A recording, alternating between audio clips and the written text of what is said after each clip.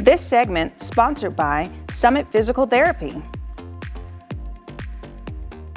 I'm sure you've heard of ergonomics before, which involves developing efficiency and comfort in the working environment. Physical therapist Andreas Lohmar from Summit Physical Therapy is here to share more. Hi, Andreas. Hi, good to How's be it back. going? Yes, so happy to have you back.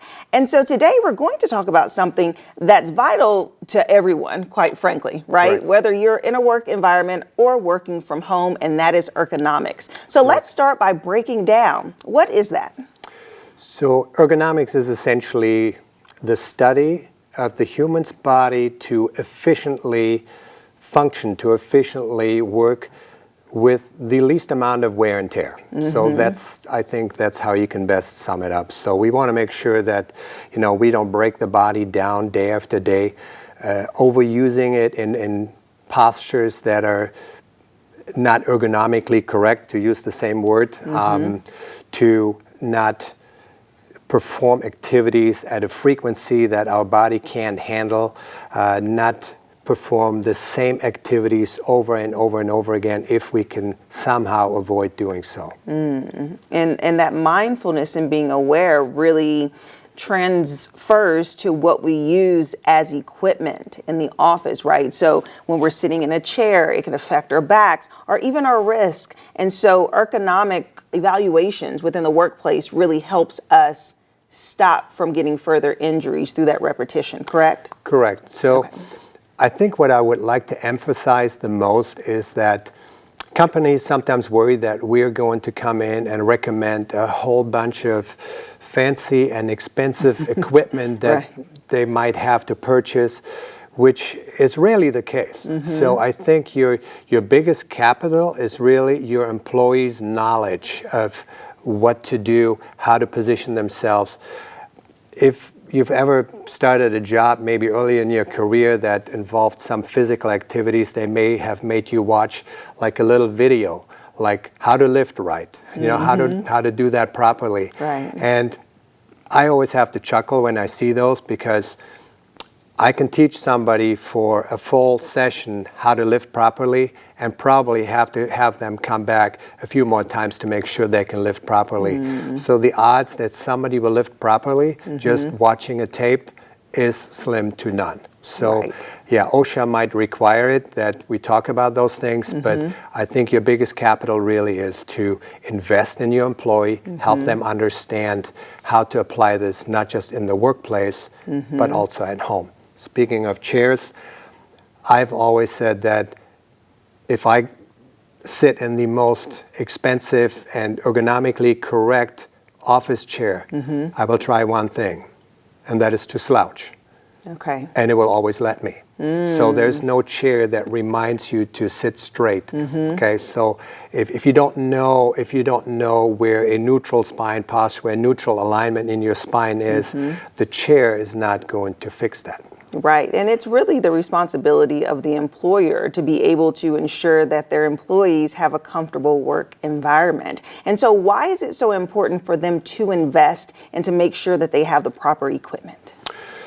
So I think you could kind of draw the analogy to maintaining any kind of equipment in the workplace. So you spent money on prevention.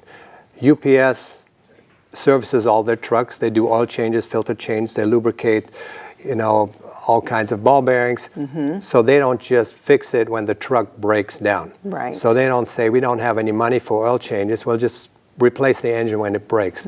So why would you not invest in your employees, making sure they do things properly right out of the gate, than having to address an expensive work injury later on that might lead to something that can be quite costly, something like a neck or back injury that might result not just in a surgery, but follow-up rehab, diagnostic imaging, medications, and not to forget lost work time and having to replace that person later on. Right. So it is really having a trained therapist come in and identify those points that are a little iffy. is just a fraction of the cost of what it could potentially cost. Right, and that leads to some question about what is the cost? You know, what is that investment that businesses have to take? What is realistic? So, I mean, you can go about that different ways. And we can come in, we can do like a worksite evaluation where we point out what exactly everybody is doing on a particular work site, how many repetitions, identify awkward positions, and then also recommend solutions. So us coming on obviously we would have to come on site to do that. And again, the cost is really not a whole lot higher than maybe having your car worked on in the shop. So again, it's money well spent. I can think of a company who had a workforce of about 110 people, and they would have about 4 to 5 neck injuries every year because they were doing small piece assemblies, so they had to look down quite a bit. And so we came in, recommended work stretches throughout the day, and they implemented those and did a nice job doing so. And a year later, I got a phone call saying, hey, so-and-so company's on the phone, and I kind of crossed my fingers that they didn't have 10 neck injuries. Right. So they said we didn't have any.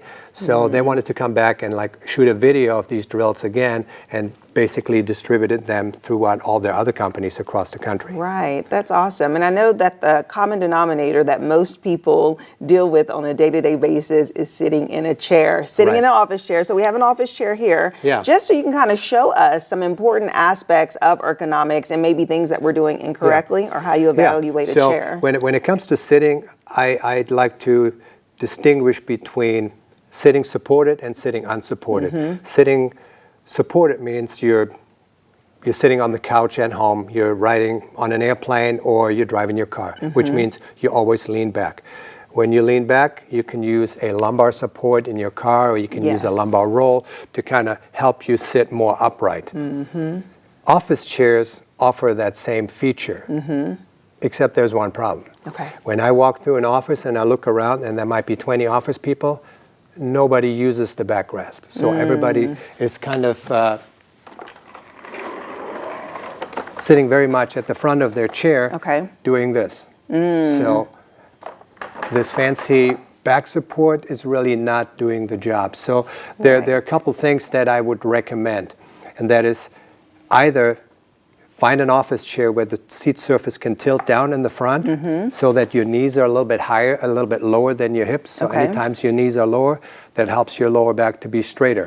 You know, when you cross your legs, your lower back wants to go into flexion, so this is not helpful.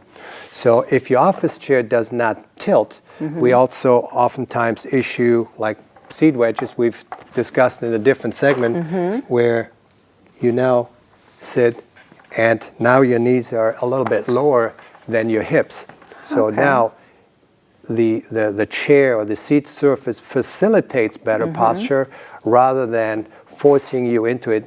Because again, I have never been to an office where people lean back here and they're typing like this. Yes, and it's almost as if the back of the seat is so far back that just like it looked like you may have just tilted backwards, that's how we feel when we sit down. And there are ergonomic chairs that are kind of popular in Europe called balance chairs.